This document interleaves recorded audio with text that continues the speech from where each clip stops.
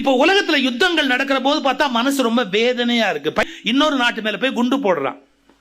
உங்களுக்கு தெரியுமா, சவுதியில ஒரு அரச குடும்பத்துல ஒரு பையன் பிறந்திருந்தான். அந்த பையன் ஒரு ஆக்சிடென்ட்ல கோமாக்கு போயிட்டான்.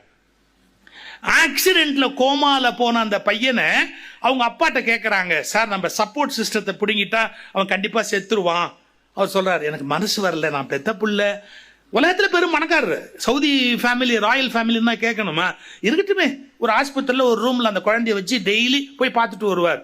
நீங்க நம்ப முடியாது, 20 வருஷம் அந்த புள்ள வளர்ந்துருக்கிறான். நினைவே கிடையாது, சுய நினைவே கிடையாது. ஹாஸ்பிட்டலே வச்சு வளர்த்திருக்கிறார். கிட்டத்தட்ட எவ்வளவு கோடி செலவாயிருக்கணும் அப்படின்னு கேட்டா, என்னுடைய கணிப்பு அந்த மாதிரி ஒருத்தனை மெயின்டைன் பண்ணணும் அப்படின்னு சொன்னா ஒரு 500 கோடியில இருந்து 1000 கோடி வரைக்கும் கூட செலவாயிருக்கலாம். அந்த பையனை காப்பாத்துறதுக்கு 20-21 வருஷம் வளர்த்துட்டு வரதுக்கு. நல்ல கவனிங்க, 1000 கோடிக்கு மேல ஒரு அப்பா ஒரு பிள்ளை நினைவில்லாம போன கோமால இருக்கிற பிள்ளைய அவர் காப்பாத்திக்கிட்டே வர்றார். இது ஒரு பக்கம்.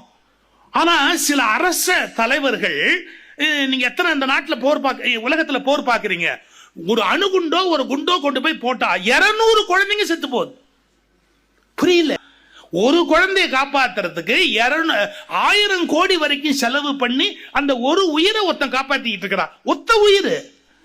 ஆனா 1000 கோடி இல்ல, வெறும் 10 கோடி 15 கோடியில போய் 200-300 உயிரை அப்படியே கொன்னுட்டு நான் எவ்வளவு பெரிய அழகா போர் நடத்தின பாருன்னு சில உலக தலைவர்கள் பேசிக் கொண்டிருக்கிறார்கள்.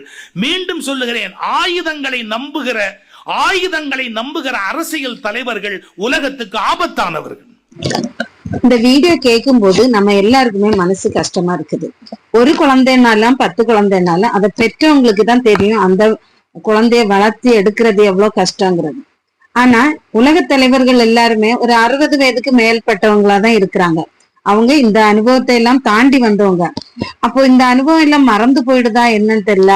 ஒரு குழந்தைய உருவாக்குறதுக்கு ஒரு சைடு பெற்றோர்கள் கஷ்டப்பட்டாலும் அதை அழிக்கிறதுக்கு ஆயுதங்களை ஏந்தி கொண்டு இந்த தலைவர்கள் எல்லாம் போராடுறாங்க. இந்த இது உலகத்துல என்ன முடிவுல போய் நிக்குங்கிறது தெரியல. திரும்பவும் 60 வயதுக்கு மேலையும் இவங்களுக்கு இதே அனுபவம் திரும்ப திரும்ப வேண்டுமா என்னன்னு புரியல.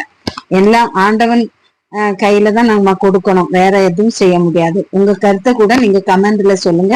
வீடியோ லைக் பண்ணி ஷேர் பண்ணி சப்ஸ்கிரைப் பண்ணுங்க. மீண்டும் அடுத்த வீடியோ சந்திப்போம். நன்றி, வணக்கம்.